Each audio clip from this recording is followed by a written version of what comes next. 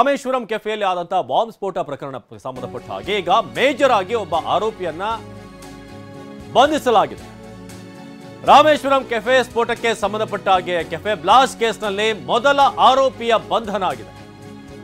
NIA ಟೀಮ್ನಿಂದ Muzammil Sharif ಈಗ arrest ಆಗಿರುವಂತಹ ವ್ಯಕ್ತಿ. ಈತನ ಕೆಲಸ ಏನು ಅಂತಂದ್ರೆ ಬಾಂಬ್ ತಯಾರಿಕೆಗೆ ಬೇಕಾಗುವಂತ ಮೆಟೀರಿಯಲ್ಗಳನ್ನ ಸಪ್ಲೈ ಮಾಡೋದು. ರಾಮೇಶ್ವರಂ ಕೆಫೆಯಲ್ಲಿ ಬಾಂಬ್ ಇಟ್ಟಿದ್ದ ಮುಜಾವಿರ್ ಈತನಿಗೆ ಬಾಂಬ್ಗೆ ಬೇಕಾದಂತ ತಯಾರಿಕೆಗೆ ಬೇಕಾದಂತ ವಸ್ತುಗಳನ್ನ ಸಪ್ಲೈ ಮಾಡಿದ್ದು ಇದೇ ಮುಜಾಮಿಲ್.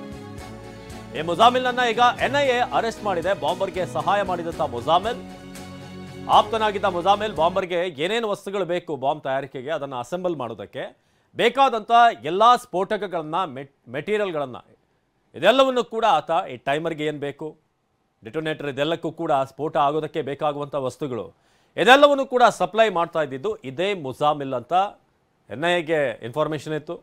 ಸೊ ನಿನ್ನೆ ಕರ್ನಾಟಕ, ತಮಿಳುನಾಡು, ಉತ್ತರ ಪ್ರದೇಶದ 18 ಕಡೆ ಎನ್ಐಎ ದಾಳಿ ಮಾಡಿದೆ.